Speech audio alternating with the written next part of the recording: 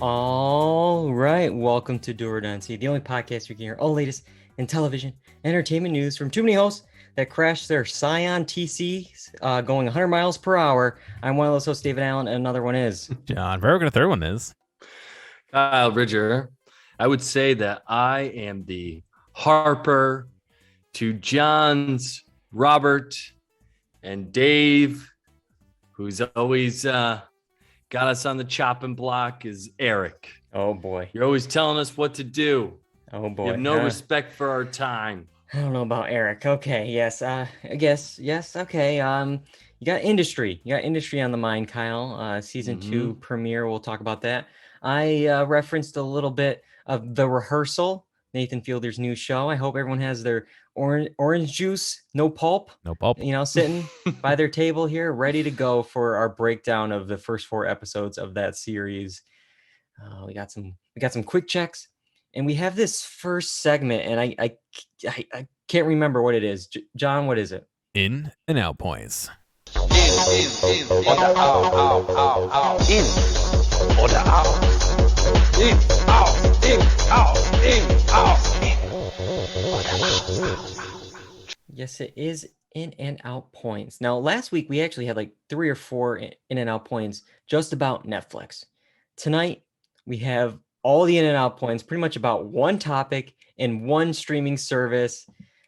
We got a new clip for it. I think a little play on last week's segment. John?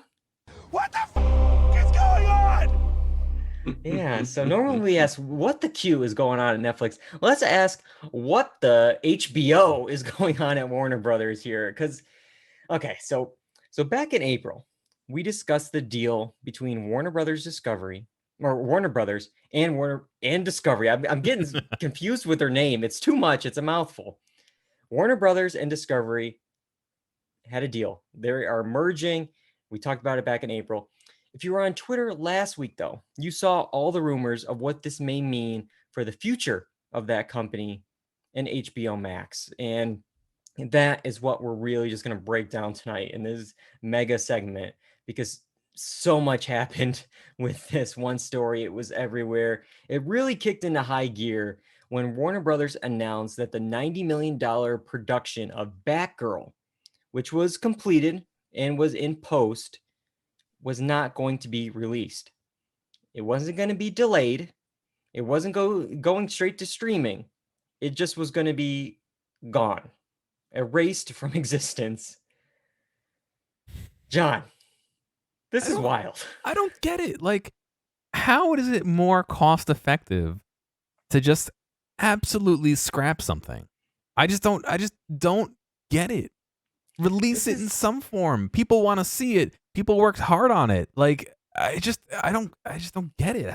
I can't conceive of how it would possibly be cheaper not to have it. It's some kind of weird Mel Brooks, the producers thing here. It's like we can make more money with a flop than a hit, but this is like we can make more money not doing something than doing it. It's like, what? I could see if they hadn't filmed it and they hadn't put all the money, they were still in pre-production or something. They're like, all right, let's can it now. Let's cut our losses. You already paid for the whole thing. As far as we know, it's done. So did they just not want to pay like any marketing for it? Yeah, so what I've been hearing is that this film was starting to be being tested out there in those with test screenings, wasn't playing too great. So it's like, okay, maybe it's going to be a mixed film. And this film was initially going to HBO Max. It was going to be like these specific for the streamers. And now with this new CEO, they're kind of changing their strategy. They said, quote, "The decision not to release Batgirl reflects our leadership's strategic shift as it relates to the DC universe and HBO Max." So they're trying to like move past like the big budget films made directly for streaming and really focus on like theatrical films. But which is so ironic because Disney's doing like the opposite thing. Disney's making Netflix more too. available The Gray Man, yeah. to Disney Plus and things like that, and adding on to their theatrical. It's becoming a part of that, unless they felt so poorly about the work that was done that they didn't even want this associated with them. But I heard rumors that like DC wasn't even at like Comic Cons or like some like regional Comic Cons. So it's like, how are you expecting to build your fan base if you're not putting stuff out there? And granted, I'm not like a huge superhero person, but like The whole I DC don't what it strategy yeah, what is the throwing plan here? spaghetti at the wall and seeing Yeah. what sticks. It really Yeah, it is doesn't just make all any over the sense. place. But the other idea is with this, it's like, okay, well, they don't want to spend the extra 20, 30, 40, 50 million on reshoots or additional scenes to beef it up for theaters. They don't think it's going to be worth it to spend that extra whatever making it a $200 million Marvel film to make it ready for theater. So they're like, well, instead of spending more money for theaters, let's not even put it on our streaming service, which we own, which Yeah, it was going to anyways. It makes no sense. It's like, why not start at a future date? I mean, if you are so like down on this film, the only good things could happen, right? Yeah. If you don't want to market it, maybe you put it out there and it blows up. Now you've got an unexpected hit on your hands that you weren't even envisioning that happen. And then that can open things up for you, unless they totally have just shifted away from this, whatever plan they initially had, and don't see it going any further, no matter what happened here. I just don't know what they're worried about tarnishing the DC brand. Have you seen a DC film? Like, yeah, I mean, I don't know. This film isn't going to change things, but yeah, it's just also wild because like this strategy of releasing these films direct to streaming, you know, as Kyle you mentioned, Disney's doing it, Netflix is doing it. It's been working for HBO and HBO Max. Subscribers are up. HBO was named one of like the best streaming services recently. It's just it's just wild to throw out the playbook and go back to something. And they're talking about like, because even after the day and date thing didn't really work out post 2022 or whatever, you know, whatever.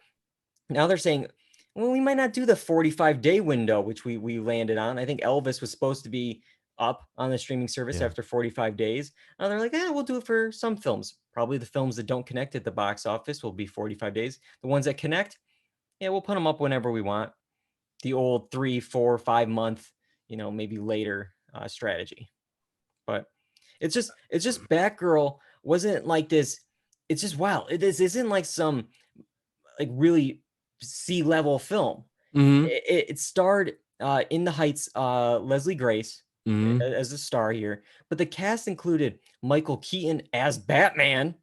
That's big. Yeah. J.K. Simmons, Brendan Fraser. There was a lot of people in this movie. Yeah. And to just like write it off is wild. It's wild. And the other thing you were just mentioning, like that it's popular, it's growing in subscribers, and HBO Max in general, I think could even grow further, because I think what I read was that HBO Max isn't even like totally international. Like Netflix has a further reach. Netflix is hitting more countries.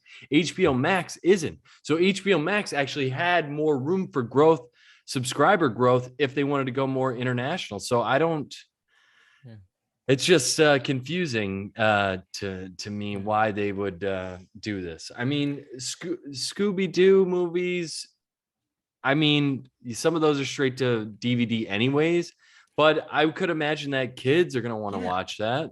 So so like with this, they spent for Scooby, they sent 40 million on that animated film. Scooby-Doo Holiday Hunt was this or Holiday Haunt was the sequel, and that was canceled too. And it's just like, like put it on streaming. And there's so many, all those like Pixar movies that went to streaming helped Disney Plus's numbers. I'm sure this would have helped too, to have a film here, especially, you know, maybe in the September, October holiday time for Halloween. It's just, they were so close to being done with this film, and it was so short notice that they were canceled, that they had already paid for the stage and the musicians needed to record the film's score. They were already paid, so they decided this week to do it anyways. Even though the film's canceled, it's not going to see the light of day. Well, we already paid for this. We might as well do it, you know, like go through the motions. This is just wild, because 40 million for Scooby, you know, 90 million for Batgirl. Meanwhile, they have this $200 million Flash film with the nightmare that is Ezra Miller. That's still a go. They mentioned in the earnings call, at least last week before minutes ago, we found out he was charged with another crime. Yeah. Like, it's like, that's still on. We're still doing that one. We're not I writing think that they've off. pumped way too much money into it to go back on that one. I think that's the thinking there. I get confused again, as John was saying. It's like, well, they spent 90 million on this one, so that one can be written off, but then this one that's 200 million can't be. Like, it's just, I just don't know how you're going to market that film with Ezra Miller. Yeah. Ezra Miller's not going to go on the Tonight Show and like, what's going to happen You here? just need to get a random dude in a Flash uniform just to every late night appearance. Yeah. But yeah, so a lot of this comes down with kind of the change of leadership at Warner Brothers Discovery, and the new CEO is kind of leading this kind of bloodbath of cancellations. It's since April, since he took over. I'll just name a few of the things. I mean, obviously he closed the $300 million CNN Plus debacle after a month after launching that service. J.J. Abrams had an HBO original series with about $200 million budget. That was pulled. There was cancellations all over the place on TNT and TBS. I mean, they had Full Frontal with Samantha Bee. That was just canceled. Chad, which I believe I mentioned to you guys in a text chain, was all set to premiere that night. Canceled. It was all shot. It was done. It was ready to go. You did the marketing. Nope, we're not airing it. And all of this is done supposedly as some kind of tax write-down. They didn't want to spend more money to, enhance anything or, put these assets out there. But by doing this, they cannot monetize these ever. They can't put them on HBO Max and put them out there. They can't sell them to another studio. These things are just gone now. What do you delete the file? So, what is that? What becomes of all this? Is all the source footage? Like, can they re-edit a different version of it? No, because they it's for the whole production. So what do you do? Do you burn your hard drive? Like, down. I don't know. Down. I don't even know what any of that means. This is I sent it to you guys. This is in Seinfeld when Kramer's like, we'll blame the broken stereo on the post office. It's a write-off for him. It's like, how is this a write-off? They just write it off. You don't even know what a write-off is. But they do. But they do, and they're the ones writing it off. This is exactly that. Oh my God. What is happening? Well, either way, it's $825 million write-off. Like, what? That they're going to recruit by not showing this. This isn't what is just like made up money land. What, am I living in a different universe than these people are? What, how does this work out? To have $825 million just. Yep. Something what? But I feel like even if you, and I kind of mentioned this in a text, you guys, it's like, if you have all this content, at least lease it out or license it in some way. They can't if they want the write-off. I know, it's but it's like, I feel like over time, you got to make more money with the content than just immediately getting money, unless you want to immediately get the money to then make, 80 shows about, 35-day fiance, 36-day fiance, 39-day fiance. Wow.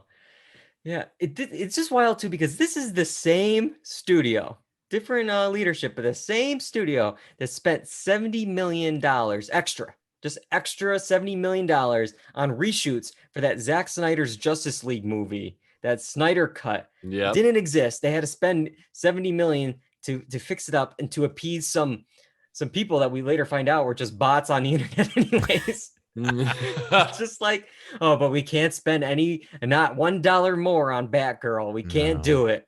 Too much. Scrap it. Wild. Not worth it. Wild. And crazy. We'll take the write down, sir. I don't know what that means. I don't either, but we're gonna make money from it. Send it off to accounting; they'll figure it out. This has to be some of like the worst PR.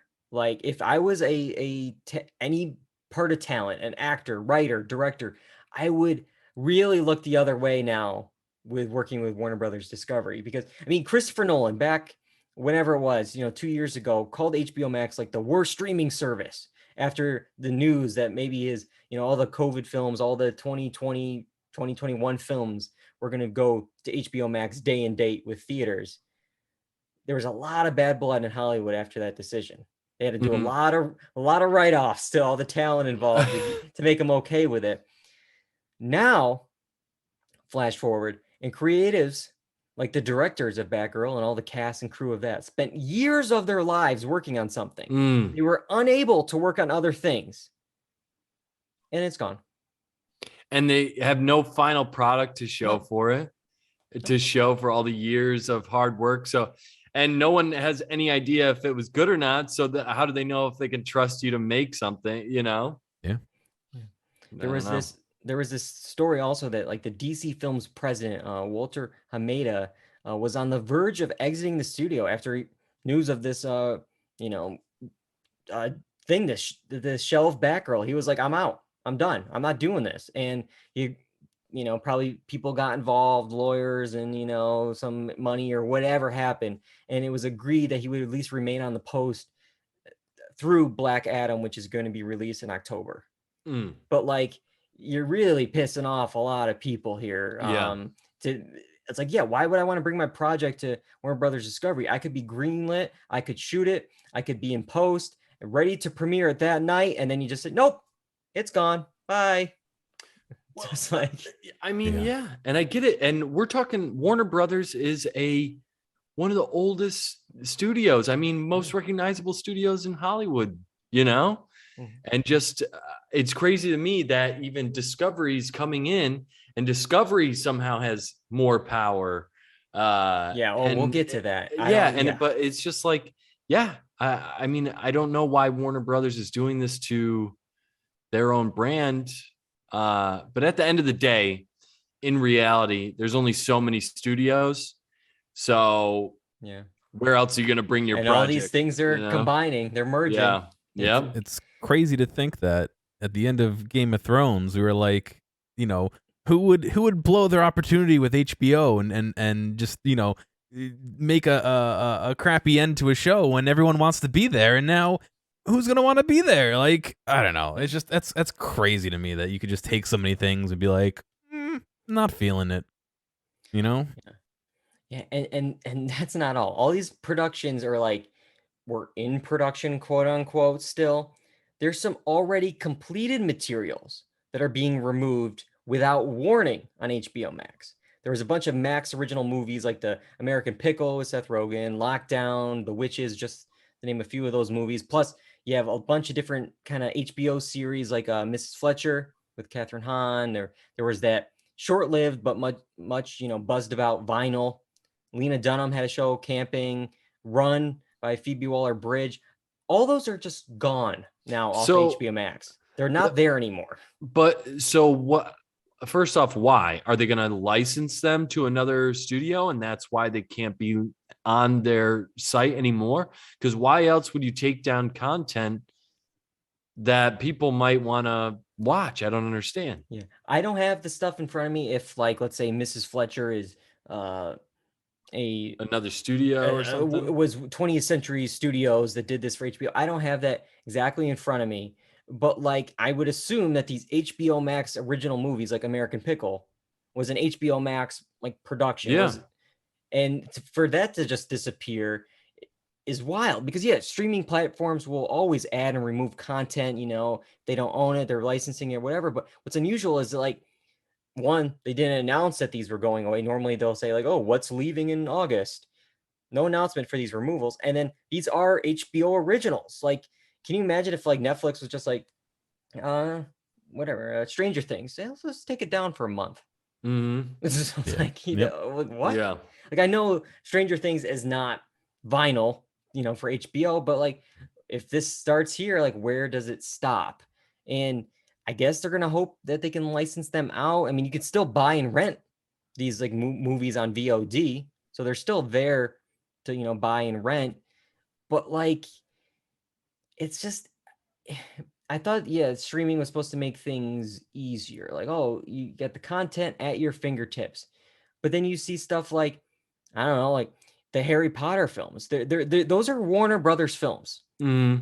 And we'll see a slide later that they are showing Warner Brothers, or Harry Potter is Warner Brothers like pillars. That's one of their franchises. It was announced this week that 8 of those films, the whole series of Harry Potter, is going to be licensed out to another streaming service for the next few months. I get it. Just to make a few extra cash? I don't. But like, you would think it's like, hold on to these things and like get people to be like the association, because like right now, people go to probably Peacock to watch Yellowstone, even though that's a Paramount Network show.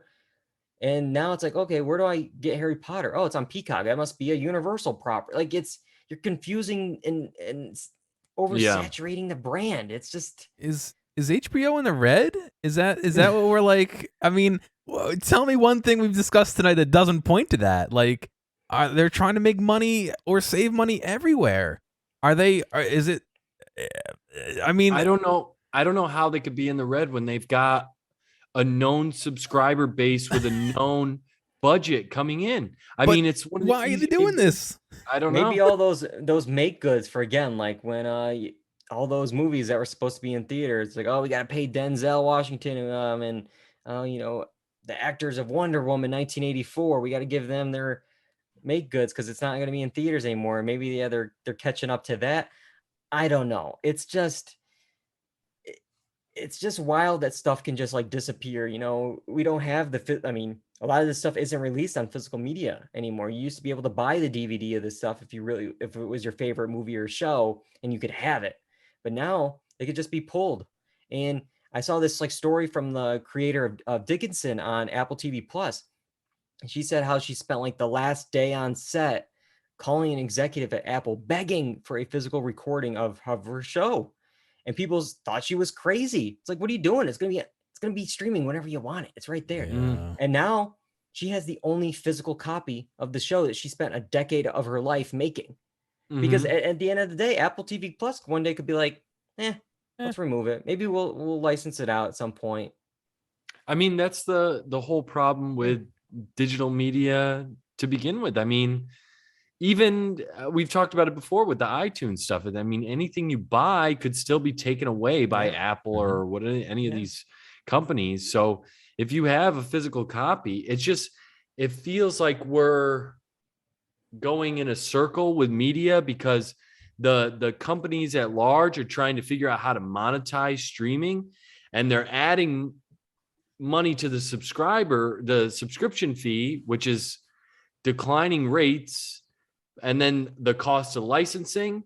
I don't know if these companies are wondering, is it not worth it in the long run to keep doing this? I don't know. But I feel like they're lying to us when I see 8,000 streamers that I don't even know about just popping up in commercials, like watch PV, watch CV. It's like, what are these streaming services? And they have these shows. So clearly you're licensing your stuff to them as well. You have to be making money somewhere. Yeah. What is happening to all this? I said this to you guys. No one is asking anyone to pay Ryan Murphy $500 million to give you a script. Not even, you know what I mean? Not even a finished show, just to develop something. Are you crazy? It doesn't make any sense. Throwing money away or lighting it on fire, I should say. And that was only like the spark of the discussion around HBO Max and Warner Brothers Discovery this week. The internet went nuts last week with just rumors that were circulating, and I'll read off a few of the rumors, then we could talk about what was actually announced. But rumors circulated that HBO Max would be folded into Discovery Plus, and that pretty much HBO would just be like a tile on Discovery Plus. HBO Max, the scripted division, would be scrapped and folded into HBO, which would mean that like around 70% of the HBO Max development team would be laid off, and that there would be a heavy focus on unscripted content. That is what Discovery Plus focuses on, and that's what they thought the new HBO Max Discovery Plus would be all about. That kind of makes sense when you look at the leadership only. When you look at the leadership of who's behind the decision, okay, the CEO is a Discovery guy. He's not an HBO guy. So that's his thing. But then you look at the numbers, and the numbers just don't add up. These are the up-to-date subscriber numbers. HBO and HBO Max has 76.8 million subscribers. Discovery Plus, 24 million. Boy, that's 2/3 more. So why? I mean, HBO 2/3 is less. the brand name. HBO is prestige. HBO is quality. HBO means something. Discovery doesn't mean as much as HBO. It just doesn't. So I don't understand why this rumor even existed, if it's true or what, but why it even is in the same sentence. I don't get it. And with whatever the graphic they have here, it just seems like a good merger for the both of them rather than skewing in one direction.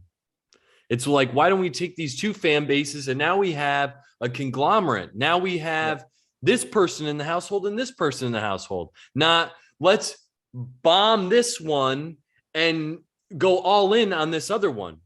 The only reason I could see that you do that is because the content over here is much, much cheaper.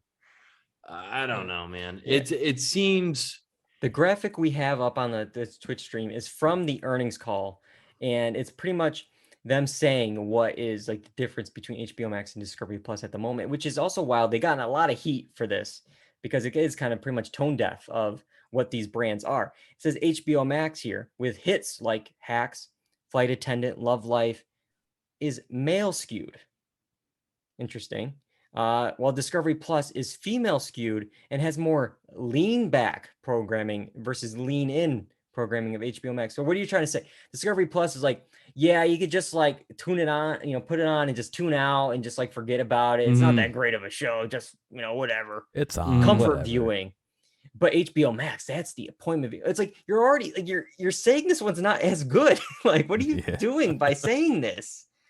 I wonder how many viewers that they just get by random people tuning in or just random TVs on with those in the waiting shows. room. Yeah.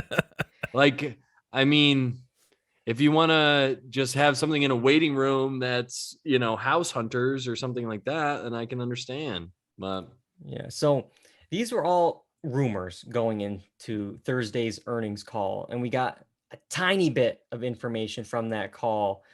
Next summer, HBO Max and Discovery Plus will merge. That is happening. That's real. But for now, we don't know the outcome or the name. It's like we don't know if HBO Max will swallow Discovery or if Discovery will swallow HBO Max. We don't know that yet, but they will be merged in some way. And all I could think about is this is going to be such another like costly rebrand after they just did this 2 years ago after the HBO Now and Go and Max, and it's and then it goes back to the point of like, okay, well, already HBO Max is one of the more pricier subscriptions. You're going to raise the price up even more for us now because you're giving us the Discovery content that we don't want. This is like when YouTube TV, it's like, oh, guess what, guys? We got 10 new channels. We're going to raise it up by $15. You're like, no, I bought it at $30 when I wanted those channels. I don't want these channels. I would have bought a different service with it. But yeah, that's where they get you. These companies know that you want the one channel, and they're like, well, if you want that, you gotta package in these 80 other ones that you don't want, but we're gonna make you pay for. Back to cable. Yeah. And you can really kind of actually see the priorities of HBO Max and Warner Brothers Discovery and all that stuff here for the future. Because they have like a list of all the brands and franchises and the ones that they highlighted are kind of interesting. And just that top or the second row there, Batman, Wonder Woman, Superman, Shark Week, Game of Thrones, and the 90-Day Fiancé universe. Those are like the top. Yeah, it's the MCU. It's the 90-Day Fiancé universe. The NDFU. Okay, so that's what we're going all in on. Those are the franchises and Harry Potter, even though it's not on your service anymore. Like, we just canceled Batman too. Come on, guys. But Okay, let's look at the iconic series and characters. Of course, everyone, when they think of HBO, it's Friends, Fixer Upper, The Big Bang Theory, Property Brothers, and Diners, Dining Drive-Ins, Drivers and and Dives. What the Yeah, welcome to Flavor Town. Yeah. Move over, Tony Soprano. Guy Fieri is the new face of the network now. It's like, Yeah. Oof. oh my god. Well, this is Like, the I don't, future. if you're Warner Brothers, why do you want your company associated with those? Unless ideas to go separate again, like more HBO is HBO content and all this other stuff. I don't As know. long as HBO is not just the tile on Discovery Plus. Again, the CEO is a Discovery guy. So it's like he's going, that's where his allegiance is. But man, But I mean, you can, and now you're part of another company. It's not, it's like, You can't ignore it. I mean, I that's in feel his like blood. you would want to work Guy all of Fieri that is in his there. blood. He can't get rid of it. But I got one last change here with a possible change for HBO Max and Discovery. They're talking about some kind of, Netflix and Disney Plus are exploring ad plans, doing an ad version of their site. And Warner Brothers was thinking of that for HBO Max, but they're also thinking that they may do the FAST service. And I don't know if you guys know what FAST is. FAST is the free ad-supported TV service. It's kind of like the Pluto TV, the Amazon's Freevee. It's TV just online. It's going to have the programs with commercials in between. You can stream it online, it's cable, scheduled. pretty much. I believe it's scheduled. Okay, so at you least can't I choose know. what you I know. want. I know Pluto TV is definitely Yes. scheduled. That is. Amazon's Freevee, it could be like, you get to choose. Mhm. But I'm not entirely positive on that. But yeah, there might be some available HBO content that you could watch completely for free, but it's gonna have plenty of ads. That's the thing here. So I don't have an issue with that if they leave the paid subscription ad free. You know what I Yeah. mean? Like, how many times have we seen complaints of like Hulu, where you pay for the ad free one, but it's not really ad free. They still sneak a few in during the special. Yeah. Like, I just had that tonight with Paramount Plus. I have the ad-free version, and it starts off with like how HBO Max will show a 30-second, minute Mhm. preview of a different show, but you can at least skip it on HBO Max. Paramount Plus, I'm stuck watching it for a minute. Yeah. And I'm like, I've got the ad-free version. This is an ad. Yeah. Yeah. I'm good, guy. I'm telling you, I think TV is going to go soon. It's going to be ads, whether you have a subscription or not. Once I don't know. I don't know what's. Why bother I paying just for it? feel like that's where ads it's are going to going. be everywhere again. Every Yeah. single spot they can fit them, they're going to put them. I will say, I believe I figured out the culprit of this whole issue. As John was saying, HBO must be in the red. I think we can blame this thing on Nathan Fielder. I saw all these memes online where it's like, the plan, spend enough of HBO's money, to recreate the Alligator Lounge in a warehouse in Oregon. So its parent company, Warner Brothers Discovery, has no choice but to stop making superhero movies forever, thus saving American cinema. Master plan, Nathan. Okay, well, perfect transition to talk about our first show tonight. In order to talk about it, we have to go back. So guys, send us back. We're back, baby. Gotta get back in time. The Rehearsal. Now, the premiere was July 15th, but we're actually going to talk about the first 4 episodes of the series so far. Orange Juice, No Pulp, Scion, Gold Digger, and the Fielder Method. Those are the 4 episodes we've seen so far. I believe there's 6 in this first season of The Rehearsal. Now, The Rehearsal features creator, writer, director, and star Nathan Fielder helping ordinary people rehearse difficult conversations or life events through the use of sets and actors hired to recreate real situations. There is a lot to unpack with this one. This one, as everyone knows, I'm a huge Nathan For You fan. And this one, I feel like, takes that on HBO's bigger budget and just is more absurd and maybe even a little bit more philosophical, maybe even. I don't know. We'll talk about it. I want to hear what you guys have thought so far of the rehearsal.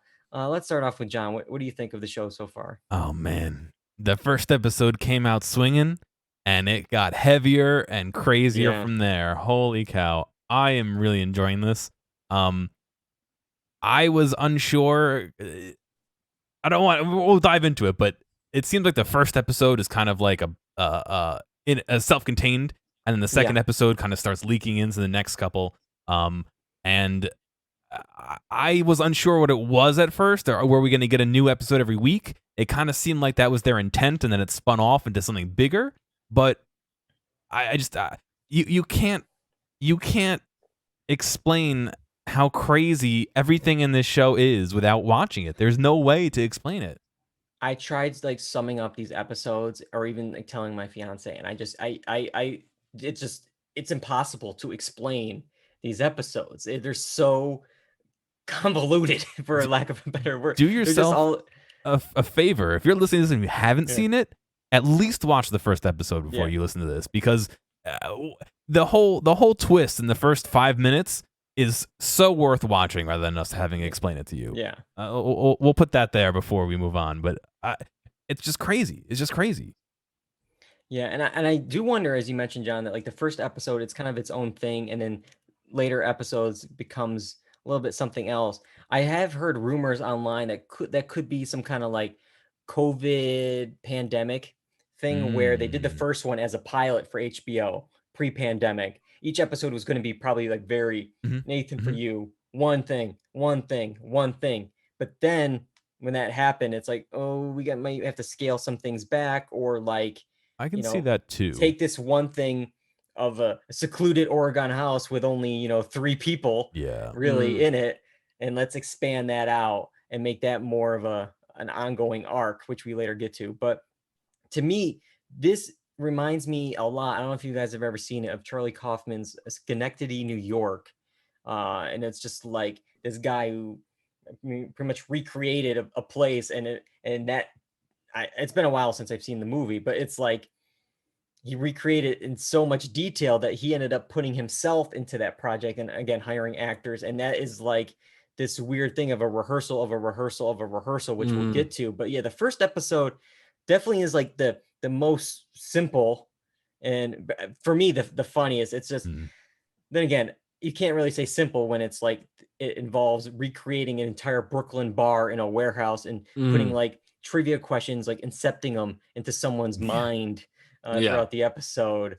But also just the absurdity when they keep explaining, and then you think this is insane, and then it gets more insane, and it's just like the layer after layer after layer of it just makes you laugh. But then it's also like he's subverting what like the entertainment industry is like, and all these things, making fun of that as well.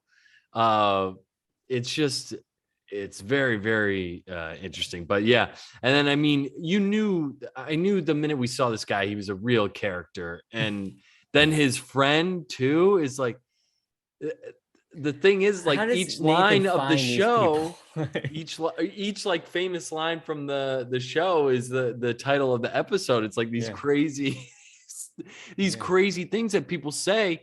And I mean, sometimes I think it says more about like people, is like we say some things that are not great sometimes, but then in the end, we're all just trying to like survive. We have good traits, bad traits. And at the end of the day, we're just trying to like get better and evolve. And you know what I mean? Yeah. Because there's definitely a lot of heart in that first episode, for sure. Of just, like, as not to, I guess I'll lightly spoil the first episode, but he has to reveal this secret to a friend, and it's been weighing on him for so long. When he finally does it, I guess he like ends up opening even more and saying all this stuff he hasn't told this friend in 20 years. And it's just like, wow, Nathan somehow brought these people together, and it made their relationship so much closer. But it's wild. Let's see. Hex in Hell in the chat said, I saw season 1 of the show, and all I could think was, what the F am I seeing? Is this real? And The second episode starts this kind of arc of Nathan raising a child with Angela in Oregon. And now I'll admit, I always loved Nathan, and always usually the funny moments that with the show, it kind of lives and dies with the subjects. And for me, at least the second episode at first, and what we've been seeing of this arc, Angela is not my favorite character. There's just so much talk of religion and so much talk of God, and it's tough for me to get through with her. And then in the second episode, we have this character of Robin, who seemed just odd at first. Well, the numerology and the Scion TC story and all that stuff, but then it's like, oh, like, what is his motives here with Angela? And then we see this argument with his roommate. It's like, oh, maybe it's good that he went away. Like, it's just so. When I saw the end of the second episode and I saw it was just like part 1, I got real worried. I'm like, oh my God, please don't be like all season of just that. Yeah. And I'm glad it's just like an overall arc, because the other 2 episodes we've seen so far, it has elements of this, but there's at least another story, It's a B story, that we can focus on. Mhm. So, And as much as I don't like her, I think that Nathan plays it off very well. I mean, the whole thing, and they made a whole trailer about this, was him going, "Oh, okay." Whenever he hears something that's like wacky and crazy, it's like she's like, "Oh yeah, the baby's skulls absorb radiation." Oh, okay. Like he's playing off of it so well, and that for me works more than the character, which his flat like nothing reaction is what works. What was the things that she said about like Satan? Like something was Oh, in Halloween. with Halloween. Oh yeah, and he was just like, "Oh, I thought it was just like some costumes and stuff." And she's like, "Yeah, you just haven't read up on it yet." And it's just like, you got to Google it, but you got to know what to Google, because Google's suppressing it, and like, yeah. And then there's the stuff with the some oil that they want to like the essential oils, the lavender oil, yeah. And then you have to, of course, ask the parents, because so they're raising this kid in this reality thing, and because of labor laws, you can't have a baby all day every day, so it's like they can only work in 4-hour shifts, so they got to switch out the kids, and then the kid is going to be aged up quickly so they can do this whole like 3-month experiment of like for an 18-year baby or something like that. But like they have to go to like the parents, like, can we do this? And just like the expression on her face is like, I guess. Sure. But yeah, so we got the end of episode 2, and we get these 2 episodes of, and it's getting so complicated, it's like impossible to explain them. It's just episode 3, to help the rehearsal of someone asking for money that he believes is rightfully his. Nathan has him, like, outside of rehearsals, help the fellow actor playing his brother in that situation, which will then lead him into having the same argument with the actor that he's actually rehearsing for his brother. Because he was worried that he wasn't getting enough emotion, realness invested to it, because he wasn't invested. Yeah. So he was going for it, trying anything he can do, and he's using maybe the Fielder method, which is the 4th episode. He recreates his own acting class, where he is now the student listening to an actor playing him, and he has to fully embody one of his students so much that he somehow like shatters the 4th wall and shows the contract that he would sign if he was a participant on the HBO show that he is on. It's just like, what is happening? And I will say, it's kind of like some kind of like slightly commenting on like this internet takedown recently of Nathan Fielder. Is he exploiting these people? And it's like almost he put himself in their shoes for a second. Like, what is this contract I'm signing? Like, I guess it's okay. But man, like you've just been told to stalk somebody. Yeah. Like it's stalking, and then like light laughing about it, which is funny. It's just wild. And just based on the preview for the next episode, it looks like, from what I could gather, because again, they're cut really, oddly, so you don't really know. It looks like he could be rehearsing the rehearsal he is giving Angela. It looks like there was an actor playing Angela in another recreation of the house that he's in, doing this whole, it's just like, it's a turducken. It's just like, Yeah. it's just, That's come where HBO's on. money's going. That's why they're in the Yeah. red. Exactly. I do love how like he built this bar in some warehouse in New York City. Again, just went to the actual bar, but no, that wouldn't be funny. And then he broke it down piece by piece to ship it to Oregon, like And then it didn't fit in the warehouse they rented, so they cut the top off. It's just wild. Yeah. But also what I think is hilarious is they use the shot of the woman at the end fake eating the chicken wing. Yeah. And like I thought they just played it off as a joke, but then they really brought it back because they showed it again in the next episode to be like, I question the acting of these people, the reality of what they're in, you know. There's so many good like callbacks that they set up at the beginning of an episode and then pay it off later, even if it's like a simple thing of like, you know, the guy calls him Willy Wonka and stuff, you know, and then at the end playing Pure Imagination at the very end of an episode. Like there's so many like smart small decisions that they make, and there's like some cinematic stuff in this. There was a very like hypnotic montage in episode 1 of like the door hitting the bar after every take, and it was just like the rhythm of the scene and the edit.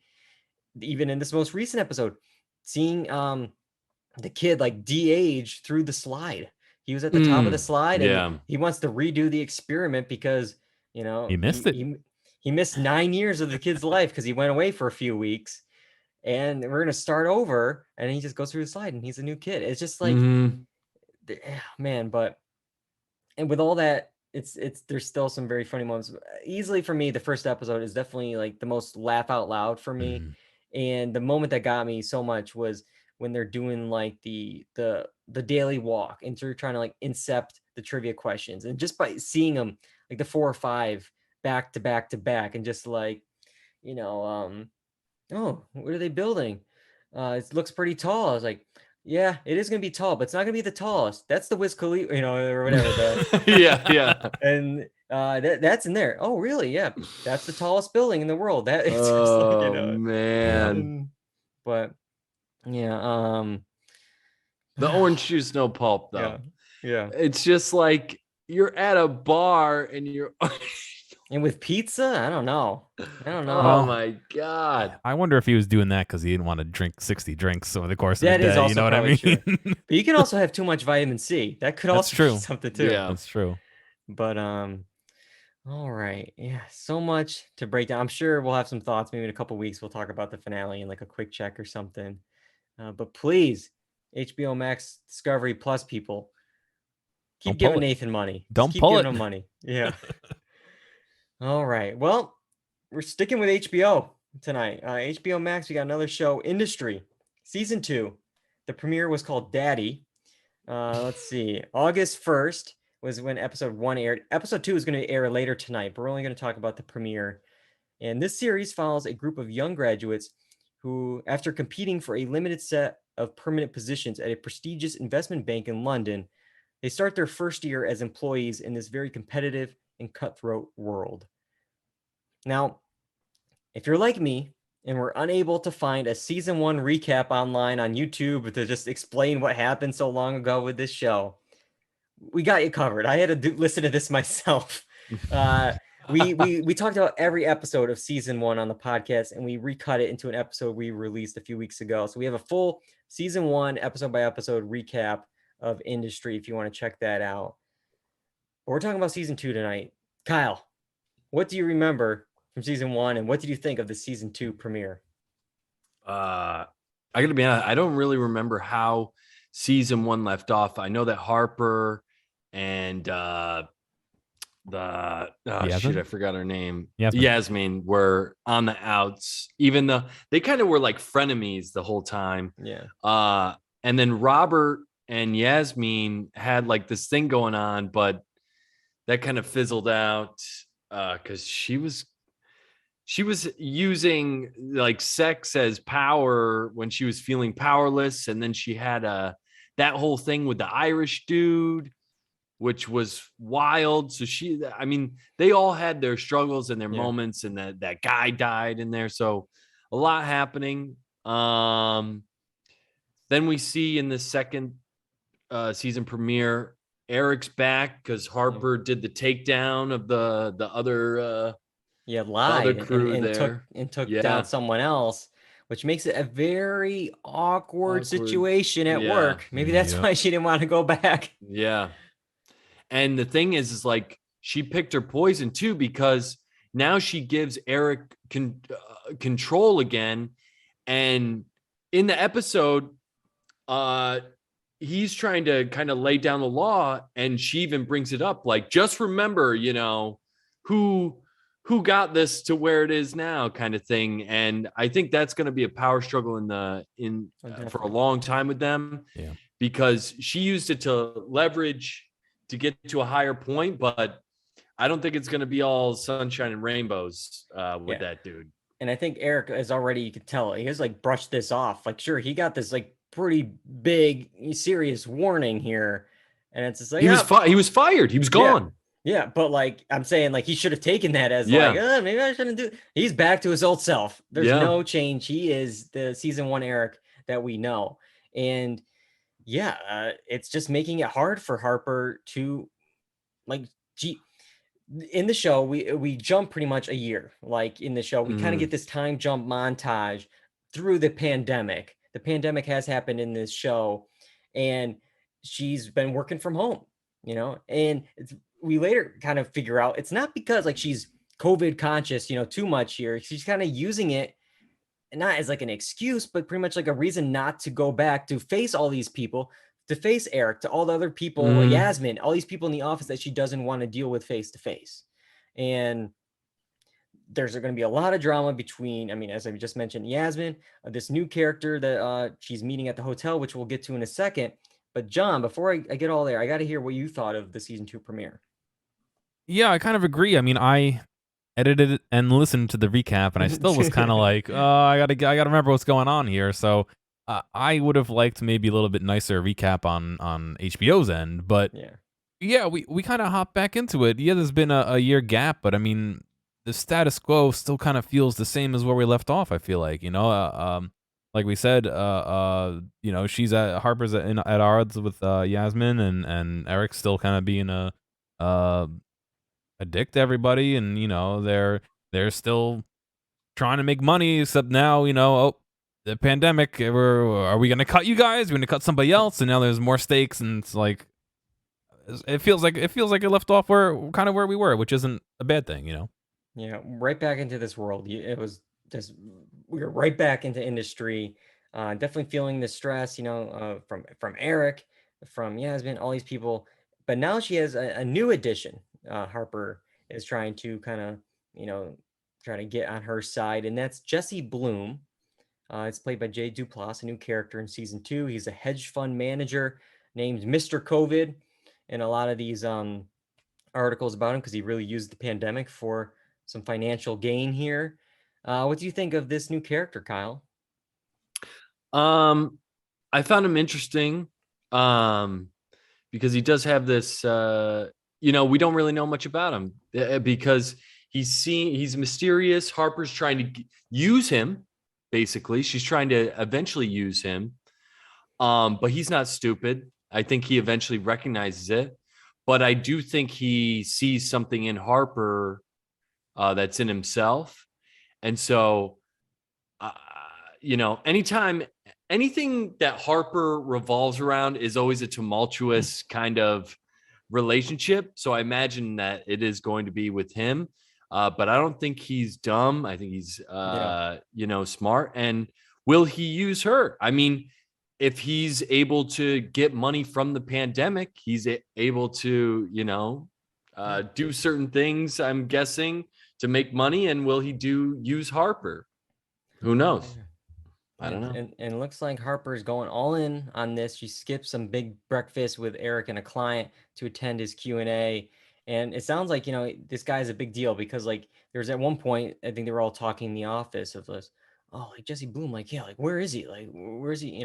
If only they, I don't know, probably looked at any pamphlet or online thing of promoting this Q&A, they would find he's in London.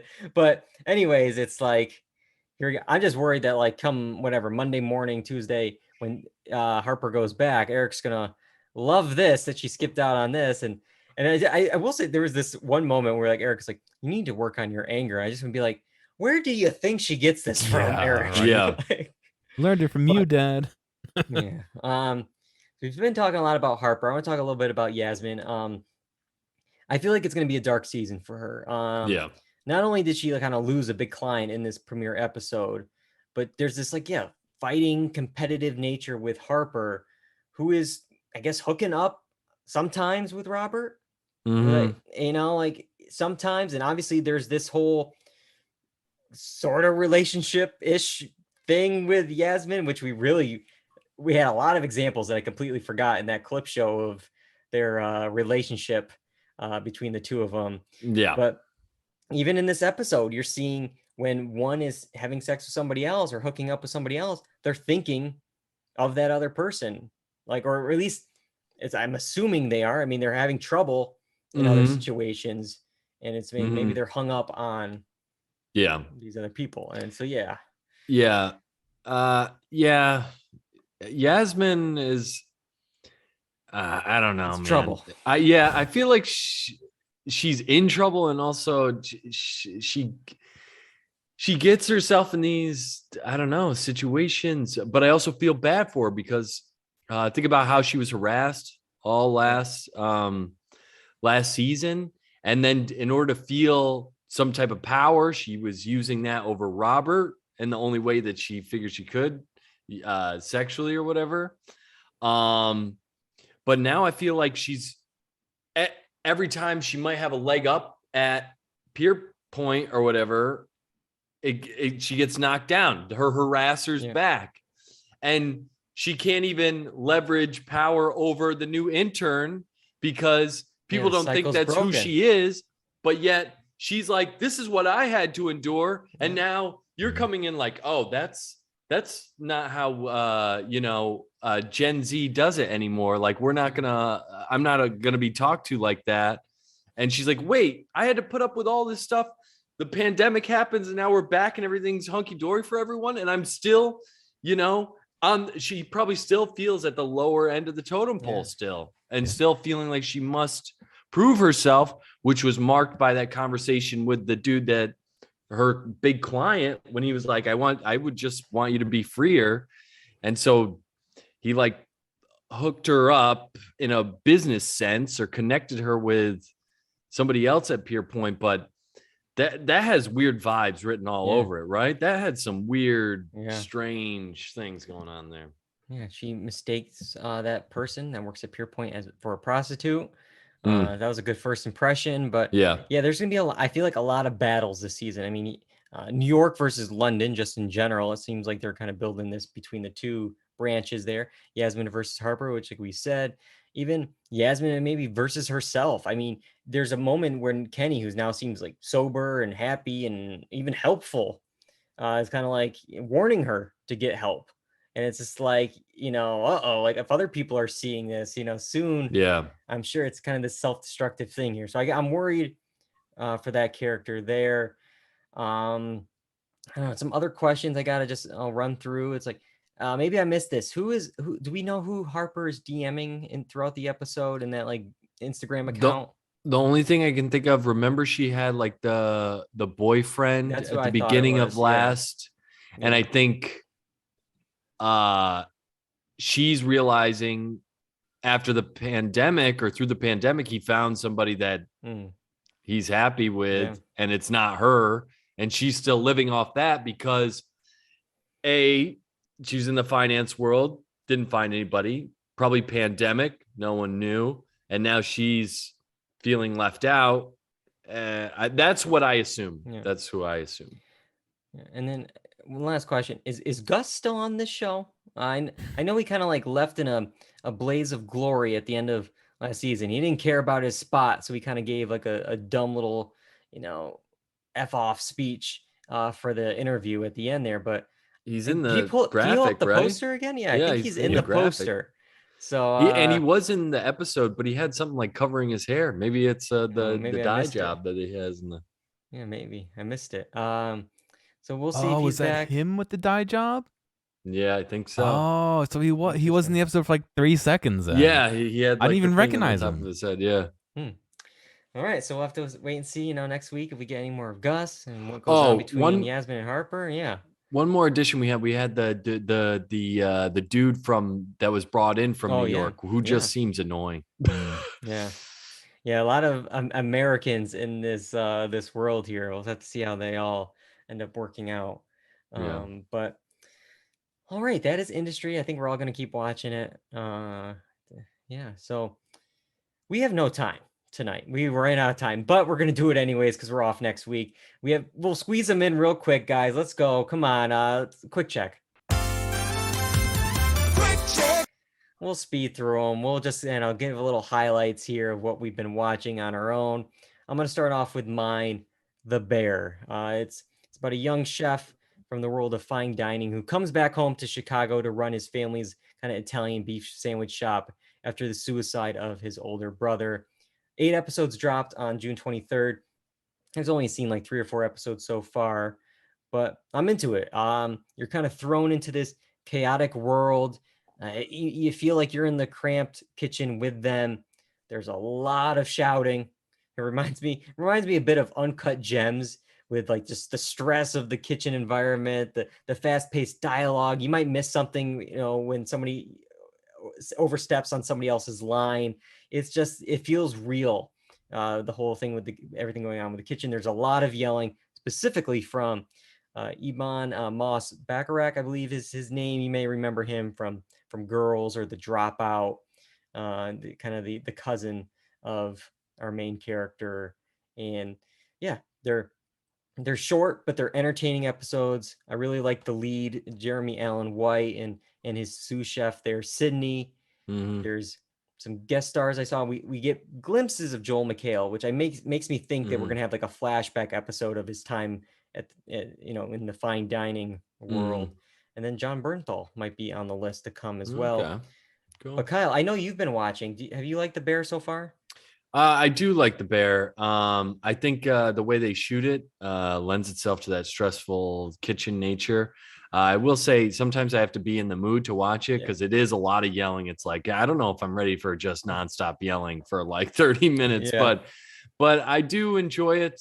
And yeah, there's it is hectic. It is a cool watch. And the dynamics are interesting. So yeah. All right. So that's The Bear. Kyle, what do you got? I think I've seen all the episodes that are available for The Resort, which I believe is 4 at this point. Interesting show. Kind of gives me Only Murders in the Building vibe. It's like a little bit lighter fare, but they're on like this detective crime kind of thing. Basically, they're at a resort. They're on their anniversary. They're trying to rekindle a flame. She finds some evidence in a past crime, and we're getting flashbacks of that time where these people during a different time, and then Kristen Milotti and the other guy, sorry, I can't remember his name. William Jackson Harper, what they're doing. And we get these juxtapositions. There's a little bit of spirituality, like kind of like science fiction-y, not science fiction, but like supernatural type vibe to it as well. It's interesting. I wouldn't say I love it, but I do like it. The mystery is interesting. It has some funny jokes in here. I don't think we're using the characters to the best of their, or like actors to the best of their ability, because we have Nick Offerman in it and we barely see him. But I am interested to see where they go, so I will keep watching it. I was hesitant the first couple episodes, but they've got me hooked now. All right, and that's The Resort. That's on Peacock. Yep. I had The Bear is on Hulu now, if you want to check that out. But John's is not on a streaming service because it's not a show. John, what do you got? I have Shotgun King: The Final Checkmate, which is a game. I took part in an event over the last week called Tiny Teams 2022, where a publisher got together a whole bunch of small game developers and basically gave out copies of the games or demos or whatever state they were in, So I've been playing games nonstop, but this one stood out to me.